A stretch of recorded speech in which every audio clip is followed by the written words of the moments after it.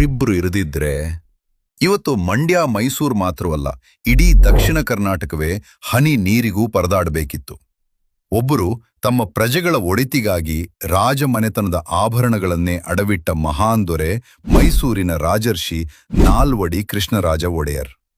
ಇನ್ನೊಬ್ಬರು ತಮ್ಮ ಪ್ರತಿಭೆಯಿಂದ ಇಡೀ ಜಗತ್ತನ್ನೇ ಬೆರಗುಗೊಳಿಸಿದ ಭಾರತದ ಶ್ರೇಷ್ಠ ಇಂಜಿನಿಯರ್ ಸರ್ ಎಂ ವಿಶ್ವೇಶ್ವರಯ್ಯ. 1900 ದಶಕದ ಆರಂಭದಲ್ಲಿ ಕಾವೇರಿ ನದಿಗೆ ಒಂದು ಭವ್ಯ ಅಣೆಕಟ್ಟು ಕಟ್ಟುವ ಕನಸನ್ನು ಈ ಇಬ್ಬರೂ ಕಂಡ್ರು. ಆದರೆ ಆ ಕಾಲದಲ್ಲಿ ಇಷ್ಟೊಂದು ದೊಡ್ಡ ಯೋಜನೆಗೆ ಹಣ ಸಂಗ್ರಹಿಸುವುದು ಸುಲಭದ ಕೆಲಸವಾಗಿರಲಿಲ್ಲ. ಇತಿಹಾಸದ ಪುಟಗಳ ಪ್ರಕಾರ ಪ್ರಜೆಗಳ ಭವಿಷ್ಯಕ್ಕಾಗಿ ನಾಲ್ವಡಿ ಕೃಷ್ಣರಾಜ ಒಡೆಯರವರು ರಾಜಮನೆತನದ ಆಭರಣಗಳನ್ನೇ ಅಡವಿಡಲು ಸಿದ್ಧರಾಗಿದ್ದರು. ಸರ್ ಎಂ ವಿಶ್ವೇಶ್ವರಯ್ಯ ಅವರ ಅದ್ಭುತ ಯೋಜನೆ ಮತ್ತು ದೂರದೃಷ್ಟಿಯಿಂದ 1911ರಲ್ಲಿ ಕೃಷ್ಣರಾಜ